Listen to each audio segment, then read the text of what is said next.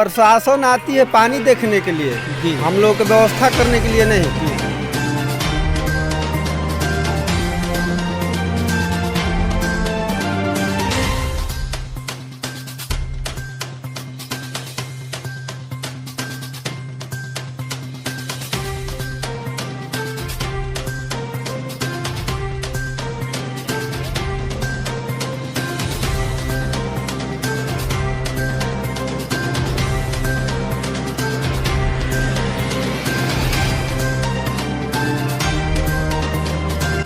दोस्तों नमस्कार, विश्वनाथ ऑनलाइन चर्चा में आप सबों का स्वागत है। दोस्तों मैं आज ऑनलाइन चर्चा में इस चर्चा के कार्यक्रम में मैं उस चीज़ को दिखाना चाहता हूं जो गंगा के विभीषिका और भयंकर रूप के मुंह पे खड़ा है। वह है बक्सर जिला का सिमरी प्रखंड का गांव केशोपुर।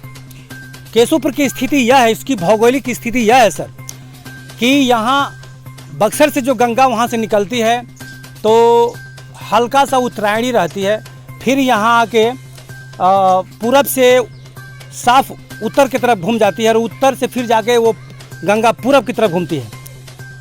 तो मैं इस चीज़ को दिखाना यह चाह रहा हूँ कि केशोपुर कितनी खतरनाक स्थिति में आज अपनी ज़िंदगी बिता रहा है। चूँकि यह आबादी जो है केशोपुर की बहुत बड़ी आबादी है। केशोपुर एक पंचायत है, इसकी आबादी कम से कम 10,000 से ऊपर की आबादी है। ये आबादी टोटल गंगा के एकदम मुहाने पे, जहाँ पे बाढ़ का हमेशा खतरा बना रहता है, उस मुहाने पर यह बस्ती बसी हुई है। और रात दिन यहाँ के लोगों की नींद नहीं आती है कि गंगा, चूँकि ये बांध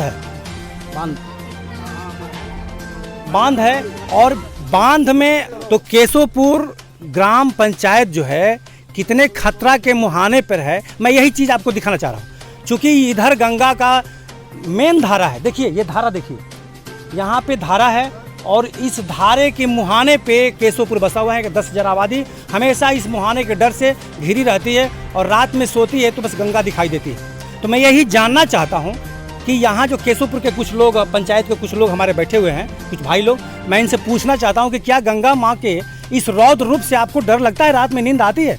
बस यही जानने के लिए मैं यहाँ आया हूँ। सबसे पहले आप बताइए, ये बताइए आप कि केशोपुर ये बाढ़ की भयावता को आप देख रहे हैं, ये बांध देख रहे हैं। चूँकि इस बाढ़ से इस बस्ती में मुश्किल से 100 मीटर की दूरी नहीं है, मतलब कि ये केशोपुर 10 मीटर की दूरी पे गंगा से डायरेक्ट बाढ़ से 10 किलोमीटर की दूरी पे बसा हुआ है। तो क्या कभी डर भय लगता है गंगा से? ये तो रात में नींद नहीं आती है, डर लगता है कि कब टूट जाएगा। जी जी हाँ, बिल्कुल बिल्कुल बिल्कुल बिल्कुल, डर तो लगता ही होगा। रात में सोते नहीं हम लोग। अच्छा, रात भर देखते रहते हैं। जी जी, कब क्या हो जाएगा कोई ठीक नहीं है जी, कब टूट जाएगी बांध। यहाँ प्रशासन के लोग निरीक्षण करने आते हैं कि नहीं आते? आते हैं। आते हैं ना? हाँ आते हैं। ठीक ठीक। क्या चाचा? हाँ ठीक है। क्या कभी बाढ़ को देख करके मैंने भय होता है रात में? जी, भाई का नींद लगते नहीं, खाइल बनते नहीं खे। अच्छा ये बताइए कि गंगा का आज ठहराव में है गंगा या अभी बढ़ रही है? अभी खड़े है, खड़ी है। चल आज मतलब आज राहत कुछ है? हाँ आज खड़ी है। अच्छा अच्छा, आज खड़ी आई केशोपुर घर है ना? ये बताइए।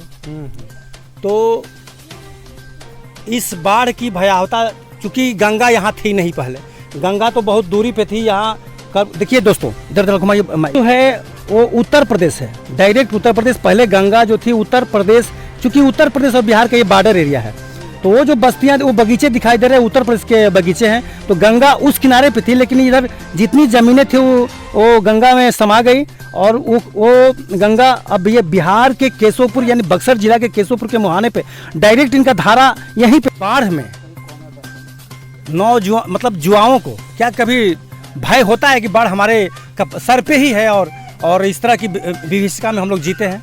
हाँ, डर लगता है ना? डर लगता मतलब क्या मन में सोचते हैं आप लोग? हम लोग रात में नींद नहीं लग रहा है हम लोगों को जी, कि कब गंगा जी का बांध टूट जाए और हम लोग बह जाएंगे। क्या प्रशासन कभी आती है इसकी व्यवस्था कुछ करने के लिए? प्रशासन आती है पानी देखने के लिए जी, हम लोग की व्यवस्था करने के लिए नहीं। जी जी। जैसे कि हमारे गांव के लड़का या बूढ़ लोग आकर देखते हैं कि कितना पानी बढ़ा हुआ है जी। उस तरह की प्रशासन और शासन की स्थिति है जी, बस जैसे हम लोग आते हैं पानी देखने के लिए, उसी तरह वो लोग आते हैं, पानी देखकर चल जाते हैं। जी जी। और हमारे यहाँ तो कोई विधि व्यवस्था अभी तक सरकारी संस्था से नहीं हुआ है। कल हमारे यहाँ वीडियो साहब आए थे जी जी बांध पर घूमने के लिए, जी तो मैंने बोला कि सर चलिए चारों तरफ देख लीजिए। जी। तो वीडियो साहब देखने के लिए गए तो हम लोग बोले कि देखिए इतना क्षति हुआ है, कितने गाय भैंस का लेहन नहीं मिल रहा है। तो बोल रहे हैं कि ये हमारा काम नहीं है, सीओ साहब का काम है। हमने बोले कि क्या आप आए हैं पानी देखने के लिए? सीओ साहब को आना चाहिए यहाँ पर। जी बिल्कुल। सीओ साहब आते तो हम लोग उनसे कहते। जी। तो लास्ट में यह बात हुई कि हम लोग बोले कि हम 2-4 नाव का व्यवस्था कीजिए। तो बोले कि हम जा रहे हैं, सीओ साहब से बोलेंगे नाव का व्यवस्था हो जाएगा। अभी तक हमारे यहाँ नाव का भी व्यवस्था नहीं हुआ। एक भी नाव नहीं लौट रही है। उत्तर साइड में जो है बहुत ही हमारे गांव के लोग जाकर डेरा बांधकर अपने माल गरू के पोषण पालन करते हैं, जो कि वहाँ पर सब डेरा बह गया है। अभी तक वहाँ पर नाव का व्यवस्था नहीं हुआ है। देखिए दोस्तों, भाई साहब की बात कहने के भाव पहले समझिए। चूंकि ये जितना पानी देख रहे हैं, जितना जल देख रहे हैं, दिखाई जल को, ये माल मवेशियों के लिए चरागाह है। यहाँ घास थी, यहाँ माल मवेशी केशवपुर पंचायत के जितने लोग हैं सब लोगों की माल मवेशी यहाँ चरती थी और चर के ये लोग पालन पोषण करते थे। इधर से घास, इधर से जो चरी वगैरह जो इधर लोग बोते हैं और उसको काट करके अपने माल मवेशियों को खिलाते हैं। लेकिन गंगा में डूब जाने के कारण कितनी परेशानियां हैं कि यहाँ जितने ये लोग माल मवेशी रखे हुए हैं, माल मवेशियों को खिलाने के लिए न भूसा है न चरी, तो डूब ही गया। तो परेशानी ये है जो भाई साहब बता रहे थे।